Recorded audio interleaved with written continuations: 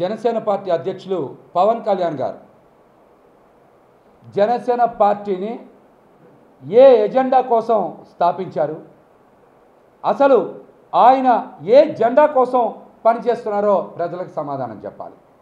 ఆయన ఎజెండా ఏంటి, ఆయన ఏ జెండా కోసం పనిచేస్తారో సమాధానం చెప్పాలి.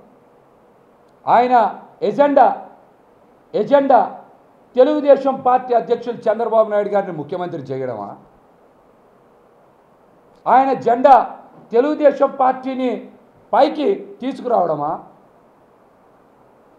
జనసేన పార్టీని ఎప్పటికీ ఎదగనివ్వకుండా కేవలం చంద్రబాబు నాయుడు గారి పల్లకి మొయ్యడమేనా ఆయన ఎజెండా? దీనికి ఆయన సమాధానం చెప్పాలి. నేను కూడా మిమ్మల్ని సూటిగా ప్రశ్నించగలను. కొన్ని విషయాలు మీరు అడిగిన ప్రశ్నలకు సమాధానం ఇస్తాను. ముందుగా మీ గురించి నేను చెప్తున్నాను. నేను కూడా సంధించగలను.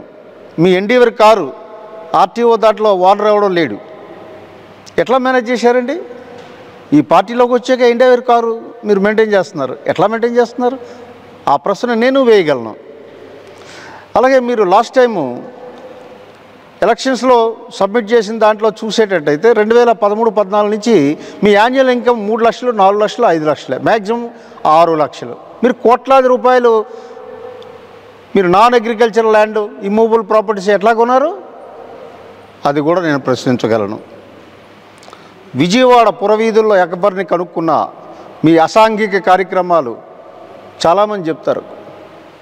చాలామంది ఇదివరకు నా దృష్టికి కూడా వచ్చాయి అనేక కంప్లైంట్లు.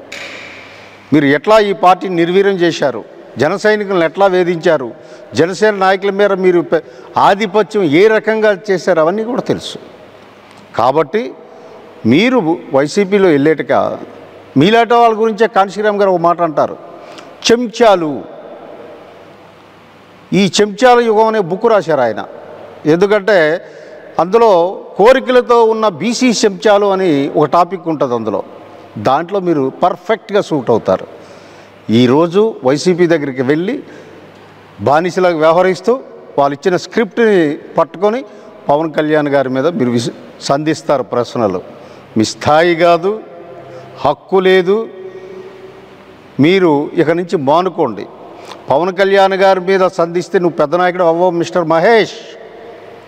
పార్టీలో కష్టపడు, ఎదుగు, అంతే తప్ప పవన్ కళ్యాణ్ గారి మీద ఏదో విమర్శనాస్త్రాలు చేస్తే నేను ఒక పెద్ద నాయకుడిని అనుకుంటే leadership is a process, not a chance, mind it. నువ్వు పనిచేసిన కాలేజీ నుంచి ఎలా బయటకు వచ్చావో నీ క్రిమినల్ హిస్టరీ అంతా తెలుసు. ఇక్కడ ఎవరు nobody is innocent and nobody is sitting with folded hands. కొద్దిగా జాగ్రత్తగా మాట్లాడు. మీడియా ఉంది కదా అని, మీకు తాడేపల్లి ప్యాలెస్ స్క్రిప్ట్ వచ్చింది కదా అని పిచ్చి పిచ్చి మాట్లాడితే మాత్రం పనికిరాదు.